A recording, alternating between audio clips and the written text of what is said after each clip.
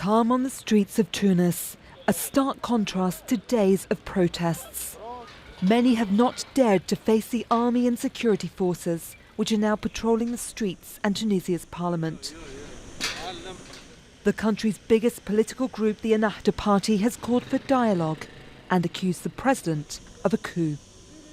We reject these unconstitutional announcements and we welcome all the rejections that have come from most other Tunisian political parties as well as civil society organizations.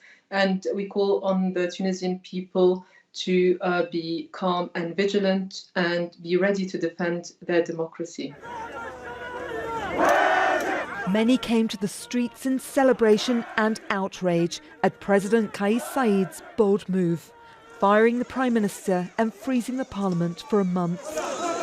President Saied says his decision was taken after following the process laid out in the Constitution.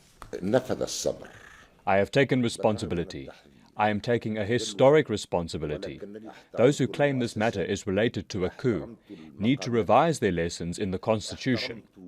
President Saied, who controls the armed forces, made a stark warning against anyone taking up arms, saying the biggest danger a nation can face is internal explosion. The dismissed Prime Minister Hichem Mchichi says he will not be a disruptive element. He will hand power to whoever the president chooses. Like the street, like the Tunisian street, the parliament is also divided today between the majority leading parties in the parliament, like Ennahdha, Qalb Tunis and Karama coalition, who called and described the decision of President Kais Saied as a constitutional dictatorship, who are against his decisions. Tunisia's democracy is living its biggest test today. There were also fears of a crackdown on the freedom of press after security forces stormed Al Jazeera's buildings. It's a move Al Jazeera has strongly condemned. The president's move had followed mass protests, with much of the anger directed at the Ennahdha party for its handling of the economy and a raging pandemic. Others fear it's an unconstitutional power grab that could lead to a dictatorship. A move that would see the end to the Jasmine revolution that paved the way to a decade of democracy. Burdon-Manley, Al Jazeera. Let's cross over to Mohammed Val, our correspondent, who's covered Tunisia extensively for Al Jazeera. Mohammed, it seems that the turnaround, you might say, by Ennahdha has been quite swift and quite surprising. Yeah, that's right. So I think Ennahdha has realised that the conditions on the ground are not in their favour or in the favour of their call for more demonstrations. They have seen those decrees taken by the president yesterday, and they have seen the army from, ranging its stance ranging from neutral to pro-president. The army ready to protect the decisions and make sure they are implemented. The army has been guarding the government buildings and preventing chaos from happening or preventing confrontations. So those decisions were a strong message from the president yesterday to the people of Tunisia, and Ennahdha party has received that message. Ennahdha has a history of moderation as well in their stances whenever there is a huge crisis in Tunisia, and probably that's one of the reasons why Tunisia has been able to avoid the fate of Egypt and other Arab Spring countries. In 2013 and 2014, Ennahdha gave major concessions in order to make sure that the national dialogue could reach a national consensus or a reconciliation. They also, in 2016, Ennahdha decided to abandon its policy of Islamic proselytizing as a part of its political ideology, and it reduced itself into a political party. So they have a history of this kind of moves to appease whenever there is an escalation, and now they have done it again. But they are very resilient, apparently, and they want to continue the struggle by any other means than violence. They have called for dialogue, a national dialogue, and they have called upon their base to remain vigilant and not to allow what they called a coup against the constitution to succeed. They are one of the largest political parties, but if they've turned, you might say, 180 degrees to a certain extent, do you think other opposition parties and the unions are all going to fall into line and just be patient over the next 30 days and see what happens? That's very likely, because Ennahdha is the spearhead of all of this contest with the president. The other parties also, they know that a huge chunk of the population is pro Kais, President Kais. They have seen demonstrations in the streets, and also one of the strongest and biggest movers and shakers in politics in Tunisia is the national union, trade unions, and they have met with the president. Their statement after that meeting showed that they are not against the decisions that have been taken by President Kais. So just in the same manner, the other parties are not likely to decide to escalate on their own. Mohammed Val, thanks very much for that update. Mohammed Val for us in Doha.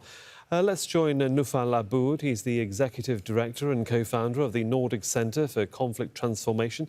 Joins me now from Rabat via Skype. Good to have you with us on the programme. It seems that opposition parties and maybe the unions too are between a rock and a hard place. They have very little wiggle room at the moment until this very vital 30 days is over. Yes, exactly. What is different today in Tunisia is that before the establishment of the democracy in Tunisia, there was a contestation between a social movement and an authoritarian regime for decades. Today, there is a contestation still between a social movement but democratically elected institutions. We have to know also that Tunisia is still a young democracy. It just have been established, and they have done that and succeeded that through the national dialogue, which Tunisians are very good at, which won them actually the Nobel Peace Prize of Peace in 2015. I think yes? No, I hadn't interrupted you at all. I was just wondering now then, and how important is it that all of the stakeholders do sit down and talk, and is there a requirement to have any extra mediation in there from the EU, the UN, or another independent body perhaps? Yeah, I think for now what is important is that the decision for all the political actors to sit together, that we are no longer within an authoritarian regime in Tunisia, but we are in a democratic regime in Tunisia. And everything has to happen within that democratic process and democratic framework. To do so, the importance of dialogue is there. And I think the Tunisians know how to do that. And I stay confident that this is what's going to happen. It's a national dialogue again. The national dialogue on this particular occasion, if and when it does happen, really does need to solve the problem of forming the Constitutional Court. Had the Constitutional Court been up and running, perhaps we wouldn't be in this situation right now?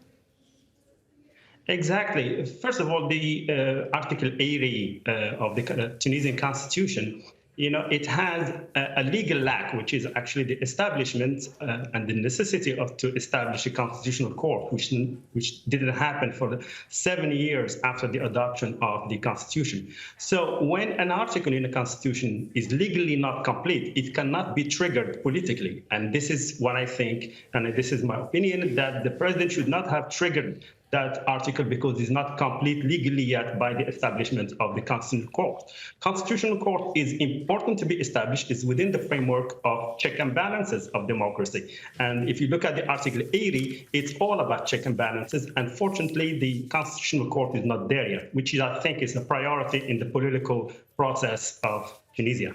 So, indeed, when you look at Tunisia in 2021, it has an incredibly large young population, estimated at around about 30%.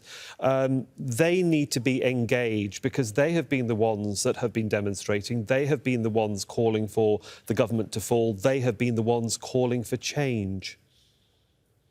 Exactly. The social movement is comprised majorly from young people in Tunisia. The challenge is that the political instability is also one of the criteria on the lack of inclusion of young people into the political system and political institutions of Tunisia.